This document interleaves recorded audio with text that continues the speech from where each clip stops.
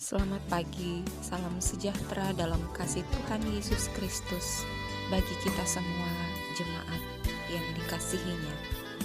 Marilah kita mempersiapkan hati dan pikiran kita untuk masuk dalam ibadah di hari Minggu ini dengan menggunakan tata ibadah Minggu sesudah Pentakosta yang ketiga.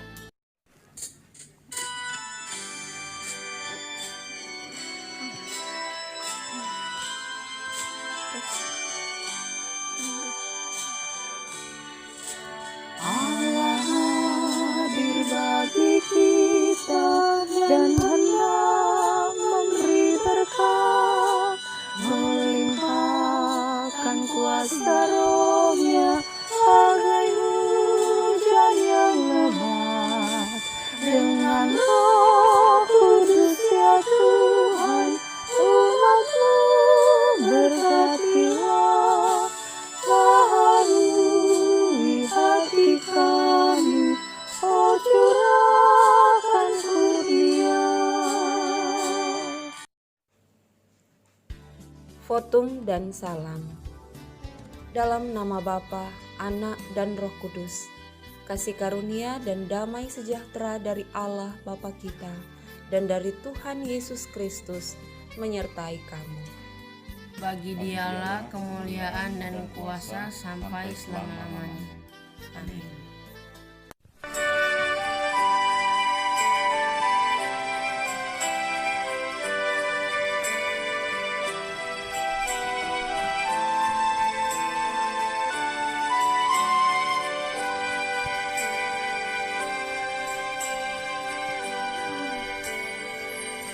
Bila kulihat bintang gemerlapan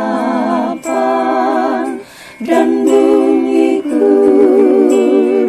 riuh ku dengar, ya Tuhanku, tak putus aku heran melihat ciptaan-Mu yang besar. Maka jiwaku pun memuji-Mu, sungguh besar Kau Allahku. Maka jiwaku pun memuji-Mu, sungguh besar Kau Allahku. Marilah kita mengaku dosa di hadapan Tuhan dengan membaca berbalasan Mazmur pasal 51 ayat 3 sampai ayat 5 dan ayat 12 dan 13. Kasihanilah aku ya Allah menurut kasih setia-Mu. Hapuskanlah pelanggaranku menurut rahmat-Mu yang besar. Bersihkanlah aku seluruhnya dari kesalahanku dan tahirkanlah aku dari dosaku. Sebab aku sendiri sadar akan pelanggaranku. Aku senantiasa bergumul dengan dosaku. Jadikanlah hatiku tahir ya Allah, dan perbaharuilah batinku dengan roh yang teguh. Janganlah membuang aku dari hadapan-Mu, dan janganlah mengambil roh-Mu yang kudus daripadaku.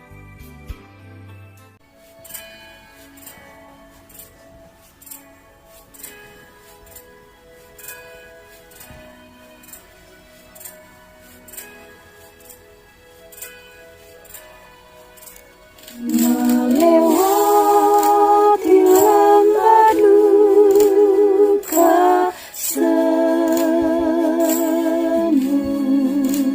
jalanku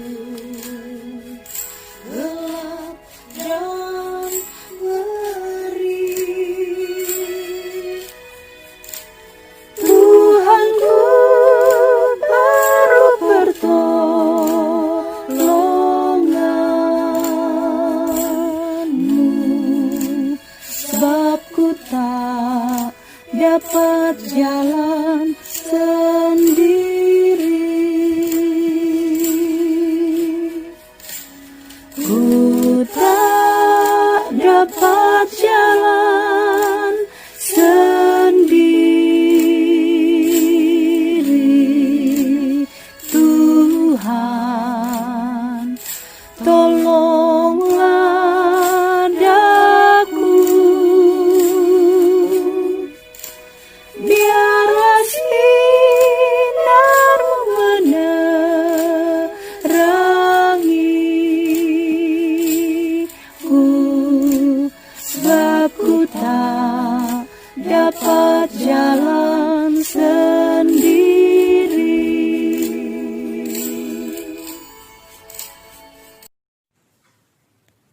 Berita anugerah Allah, firman Tuhan, ingatlah semua ini, sebab Engkaulah hambaku.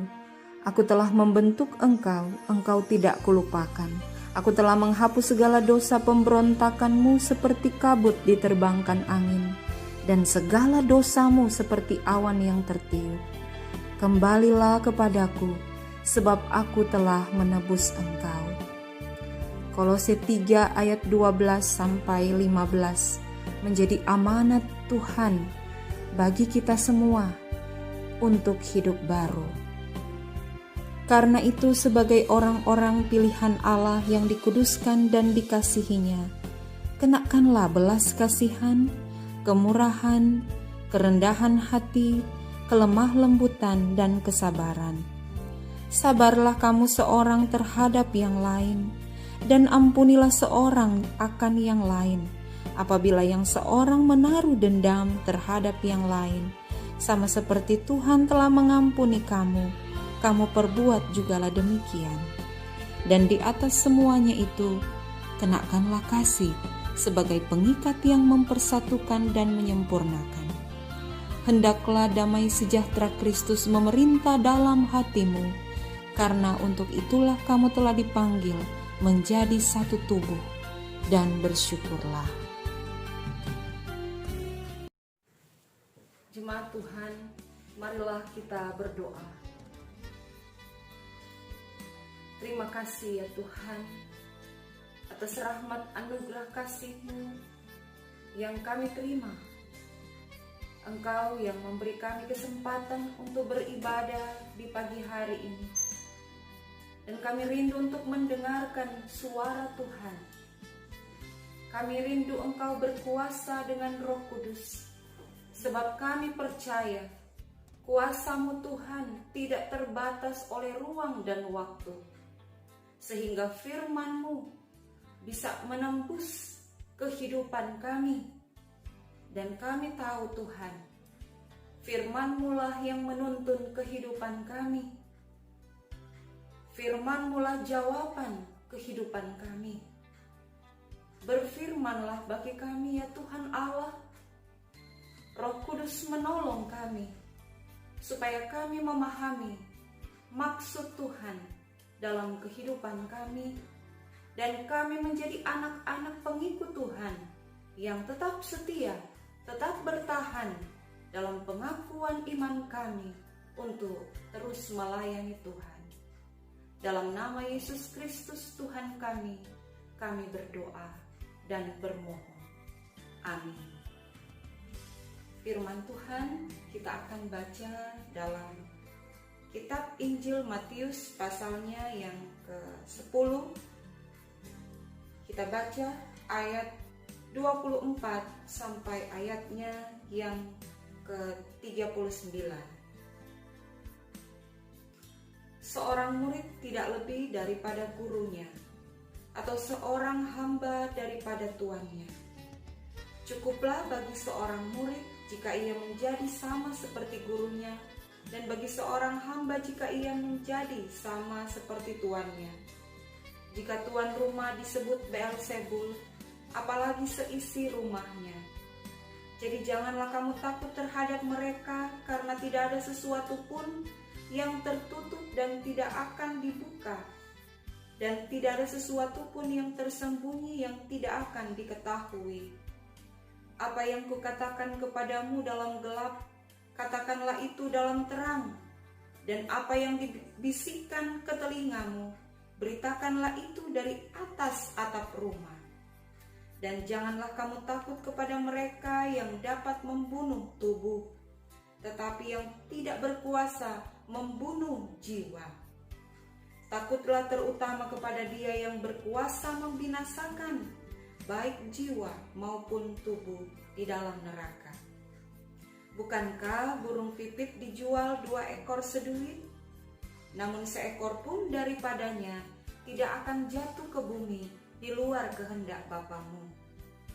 Dan kamu, rambut kepalamu pun terhitung semuanya. Sebab itu janganlah kamu takut, karena kamu lebih berharga daripada banyak burung pipit. Setiap orang yang mengakui aku di depan manusia, aku juga akan mengakuinya di depan Bapa-Ku yang di sorga. Tetapi barang siapa menyangkal aku di depan manusia, aku juga akan menyangkalnya di depan Bapa-Ku yang di sorga. Janganlah kamu menyangka bahwa aku datang untuk membawa damai di atas bumi. Aku datang bukan untuk membawa damai, melainkan pedang. Sebab aku datang untuk memisahkan orang dari ayahnya, anak perempuan dari ibunya, menantu perempuan dari mertuanya, dan musuh orang ialah orang-orang seisi rumahnya. Barang siapa mengasihi bapa atau ibunya lebih daripadaku, ia tidak layak bagiku. Dan barang siapa mengasihi anak-anaknya, laki-laki atau perempuan lebih daripadaku, ia tidak layak bagiku. Barang siapa tidak memikul salibnya dan mengikut aku, ia tidak layak bagiku. Barang siapa mempertahankan nyawanya, ia akan kehilangan nyawanya. Dan barang siapa kehilangan nyawanya karena aku, ia akan memperolehnya. Demikianlah sabda Allah. Yang berbahagia ialah mereka yang mendengarkan firman Allah dan yang memeliharanya. Haleluya, haleluya, haleluya, haleluya.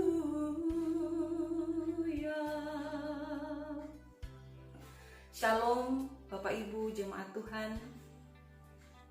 Hari ini kita berada di minggu sesudah Pentakosta yang ketiga. Dan hari ini Tuhan masih mengizinkan setiap kita untuk boleh beribadah, untuk boleh membaca firman Tuhan, dan boleh lagi merenung-renungkan firman Allah. Masih berkaitan dengan pembacaan-pembacaan di minggu-minggu yang lalu tentang bagaimana Yesus mengutus murid-muridnya, Yesus memperlengkapi dengan kuasanya, dan kini Yesus mau membekali lagi setiap orang yang percaya, setiap orang yang masih tetap bertahan dalam kehidupannya sebagai anak Tuhan, untuk tetap melayani Tuhan, untuk tetap mengasihi Tuhan, untuk tetap memberitakan kabar sukacita. Memang dari dulu kita sudah disebut berdosa. Setiap orang berdosa. Orang tua berdosa, anak-anak berdosa, semua jemaat berdosa. Pelayan-pelayan, diaken, penatua, bahkan pendeta, kita semua berdosa. Tetapi kabar sukacitanya ialah Yesus sudah menebus dosa kita. Yesus memberikan kabar baik bahwa ada keselamatan bagi setiap orang yang menyesali dosanya dan mau berbalik kepada Tuhan, bertobat, sehingga tidak sia-sia pengorbanan darah Yesus di atas kayu salib. Tetapi ternyata mengikut Tuhan tidak mudah.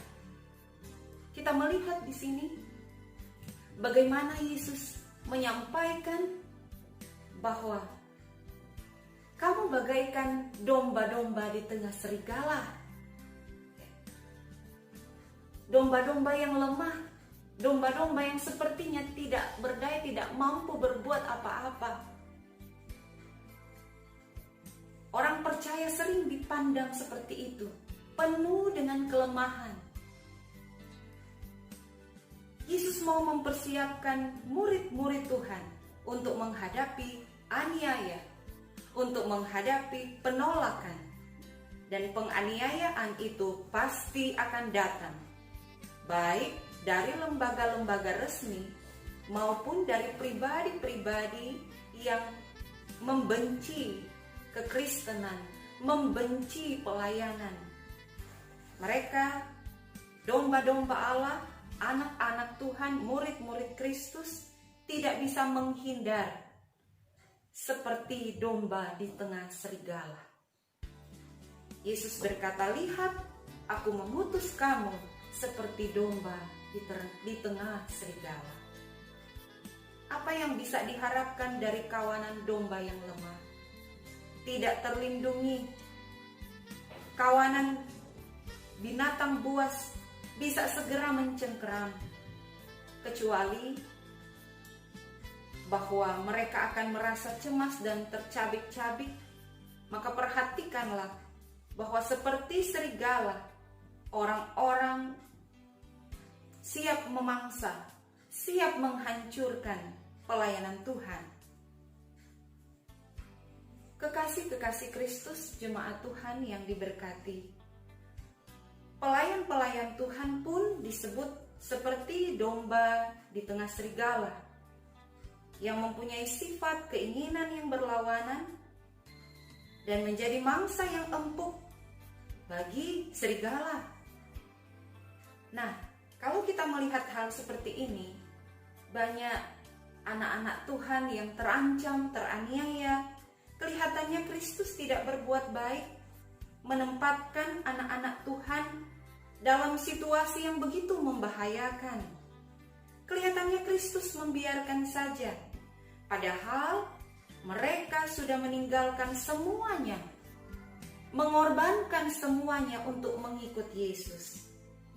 Namun, Yesus tahu bahwa kemuliaan yang akan diberikan kepada domba-dombanya yang setia pada hari penghakiman nanti, ketika mereka akan duduk di sebelah kanan Yesus, itulah imbalan yang pantas bagi segala penderitaan dan pelayanan murid-muridnya. Itu janji Tuhan,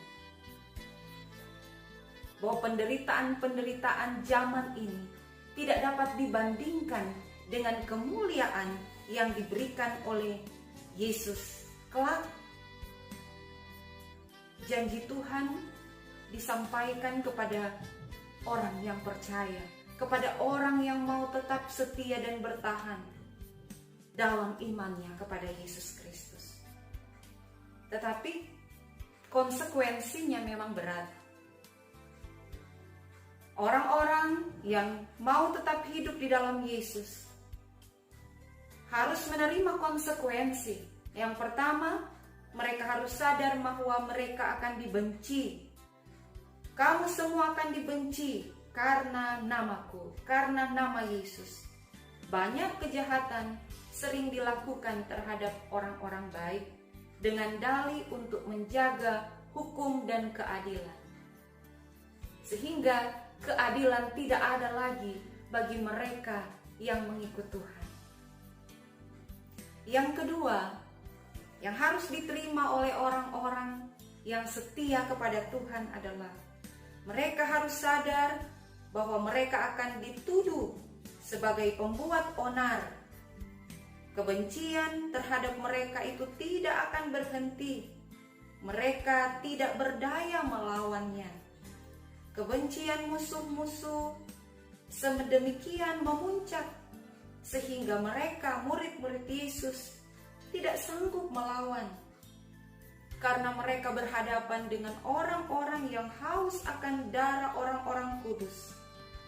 Tetapi iman, tetapi kesabaran dari orang-orang beriman, orang-orang kudus akan tetap teguh untuk menghadapinya.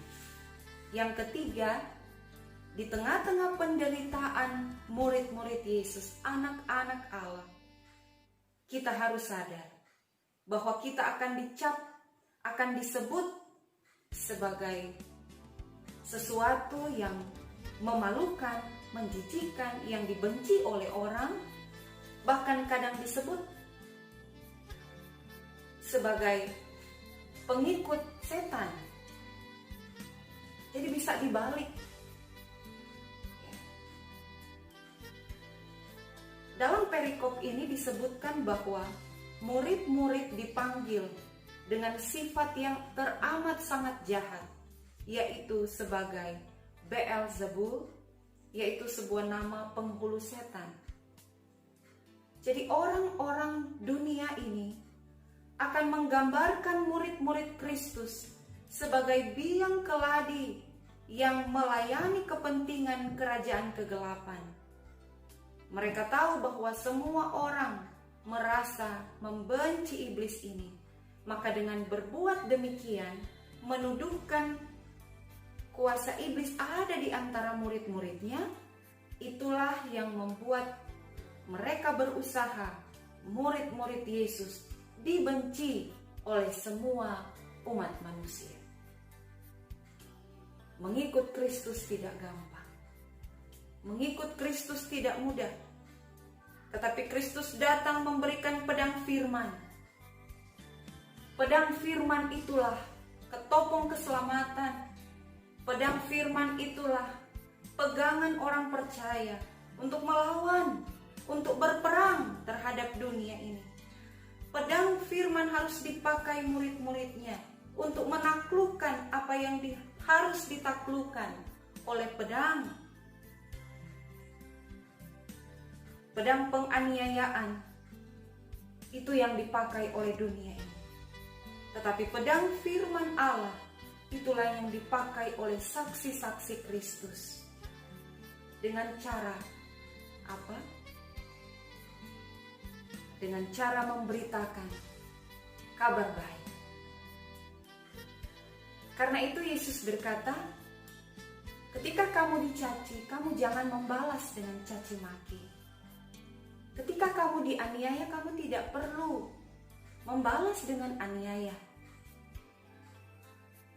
Ketika kamu dilempari batu, apakah kita juga harus membalas?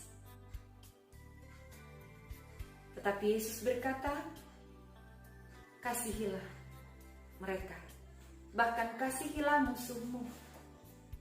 Berdoalah bagi mereka yang menganiaya kamu. Bapamu yang di sorga akan mendengarkannya. Kuatkanlah dan teguhkanlah hatimu. Percayalah, Yesus ada di depan umat Tuhan. Yesuslah yang menyertai kita.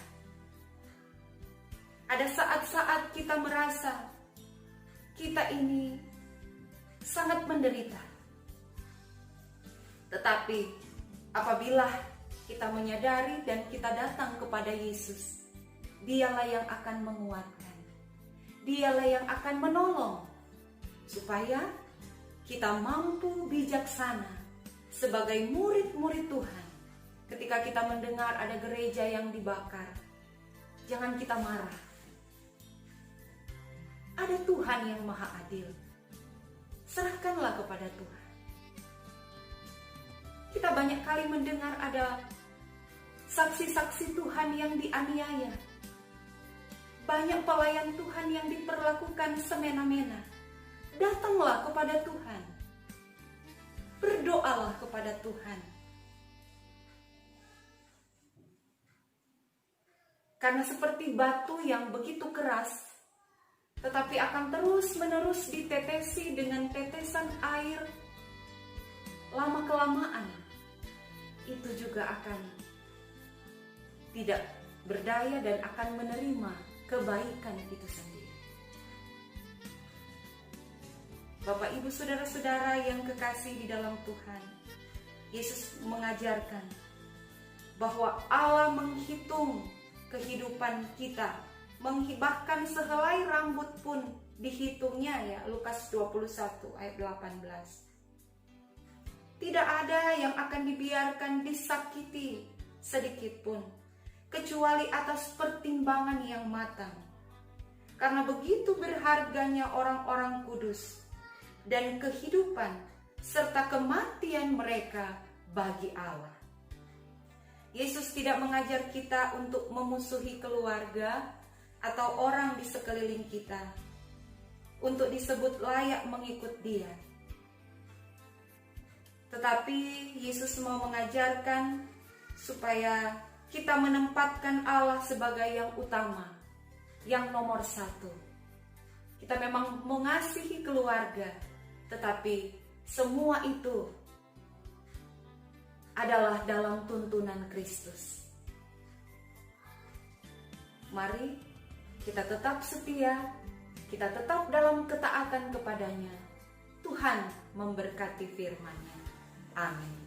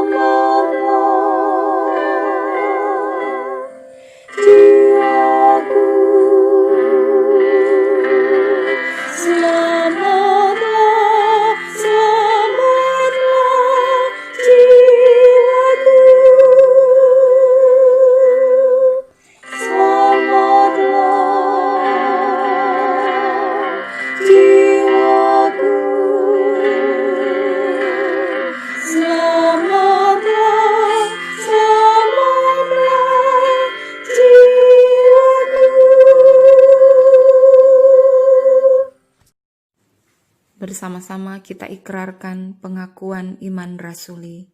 Kita mulai. Aku percaya kepada Allah Bapa yang Maha Kuasa, Khalik langit dan bumi, dan kepada Yesus Kristus anaknya yang tunggal Tuhan kita, yang dikandung daripada Roh Kudus, lahir dari anak darah Maria, yang menderita di bawah pemerintahan Pontius Pilatus, disalibkan, mati dan dikuburkan, turun ke dalam kerajaan maut. Pada hari yang ketiga, bangkit pula dari antara orang mati, naik ke sorga, duduk di sebelah kanan Allah, Bapa yang Maha Kuasa, dan akan datang dari sana untuk menghakimi orang yang hidup dan yang mati. Aku percaya kepada Roh Kudus, gereja yang kudus dan am, persekutuan orang kudus, pengampunan dosa, kebangkitan daging, dan hidup yang kekal. Marilah kita membawa persembahan yang telah kita persiapkan. Mazmur 4 ayat 6. Persembahkanlah korban yang benar dan percayalah kepada Tuhan.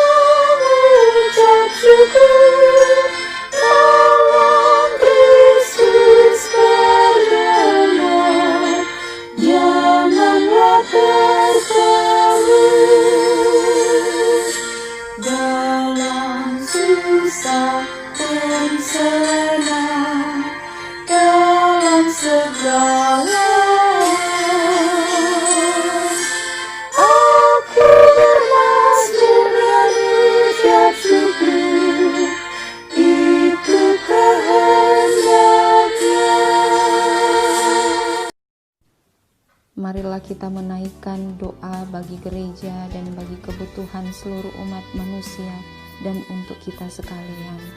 Kita satukan hati kita berdoa. Kami memuji dan mengagungkan Engkau ya Allah Bapa di dalam nama Yesus. Engkau yang berkenan kami boleh beribadah. Engkau yang berkenan kami boleh mendapatkan sukacita pada hari ini. Berkat yang Engkau nyatakan kami melalui firman Tuhan. Kami Engkau panggil untuk menjadi alat kesaksian-Mu yang nyata, yang sungguh-sungguh berkenan kepadamu, yang sungguh-sungguh melaksanakan tugas panggilan menurut kehendak Tuhan. Maka tolonglah kami dengan Roh Kudus, supaya kami dimampukan untuk melaksanakan tugas mulia yang Engkau amanatkan bagi kami. Kami mau berdoa kepadamu sambil bersyukur atas segala karunia dan rahmat Tuhan.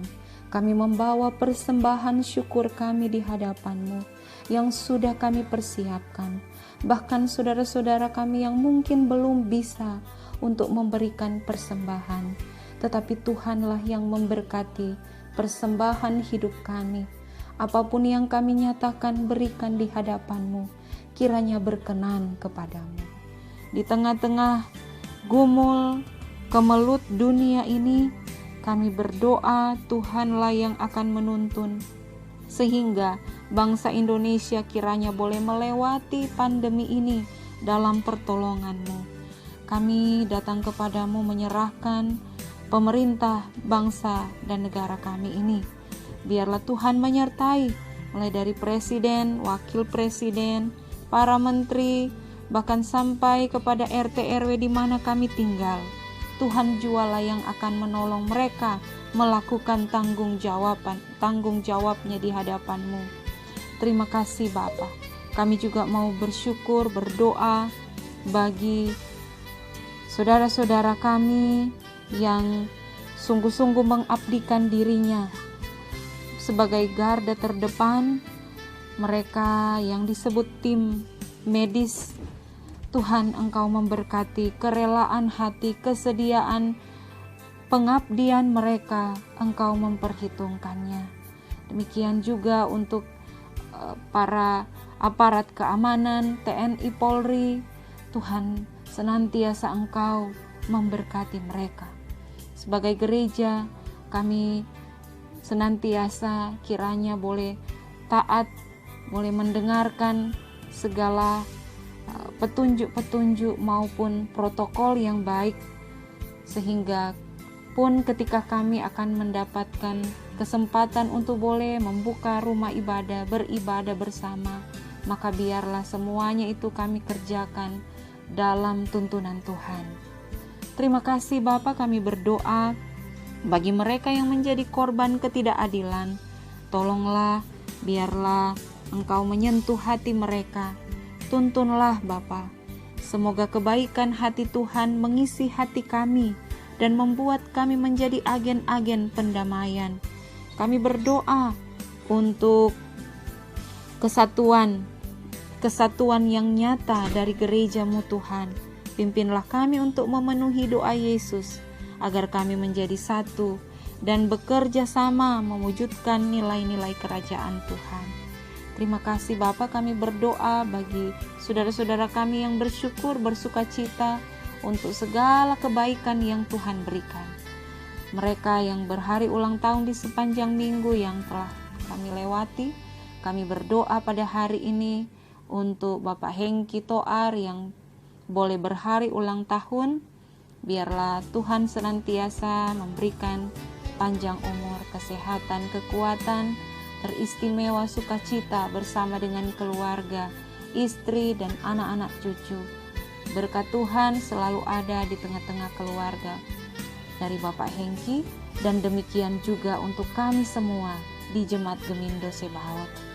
Kami bersyukur kepadamu Tuhan, bersama dengan Gereja Gemindo yang pada hari Minggu tanggal 28 akan mengadakan ibadah syukur hari ulang tahun ke-45 tahun. Tuhan, berkatilah segala persiapan yang ada dari panitia pelaksana, bahkan Sinode Gemindo, dan seluruh jemaat pada umumnya akan mengikuti ibadah hari ulang tahun secara online. Tuhan memberkati juga untuk koneksi, segala yang dipersiapkan, Tuhan memberkati. Kami berdoa, Engkau mendengarkan dan Engkau menjawab setiap harapan dan doa kami, baik pribadi, keluarga, pergumulan kami masing-masing. Tuhan, Engkau Maha Tahu. Dengarkanlah kerinduan-kerinduan hati kami. Kami sampaikan semuanya ini dalam nama Tuhan Yesus Kristus yang sudah mengajar kami berdoa bersama. Bapa kami yang di sorga, dikuduskanlah namamu, datanglah kerajaan-Mu, jadilah kehendak-Mu di bumi seperti di sorga. Berikanlah kami pada hari ini makanan kami yang secukupnya, dan ampunilah kami akan kesalahan kami, seperti kami juga mengampuni orang yang bersalah kepada kami. Jangan bawa kami ke dalam pencobaan, tetapi lepaskan kami daripada yang jahat, karena Engkaulah yang empunya kerajaan dan kuasa dan kemuliaan sampai selama-lamanya. Amin.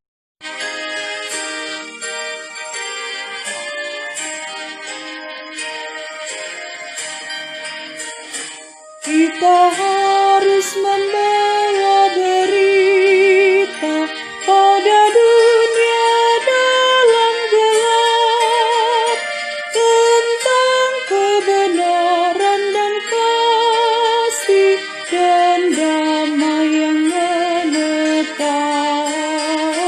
dan damai yang menetap, karena gelap jadi remang pagi dan remang jadi siang terang.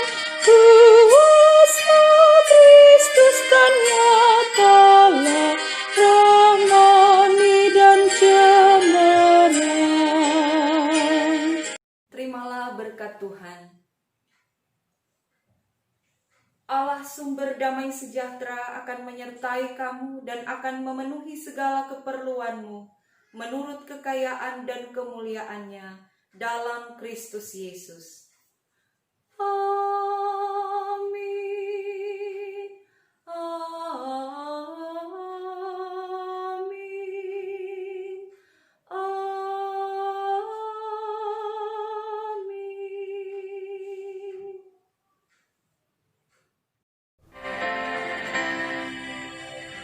Ku beroleh berkat yang tak kunjung lenyap, yang tidak ini dunia. Di relung hatiku walau syarat lelah, ada damai sejahtera bakal. Yesus yang selalu tinggal serta, Ia di dalamku, ku dalamnya. Aku senantiasa menyertai-Mu. Itulah janji-Nya kepadaku. Ibadah sudah selesai. Tuhan Yesus memberkati kita semua. Selamat hari Minggu. Shalom.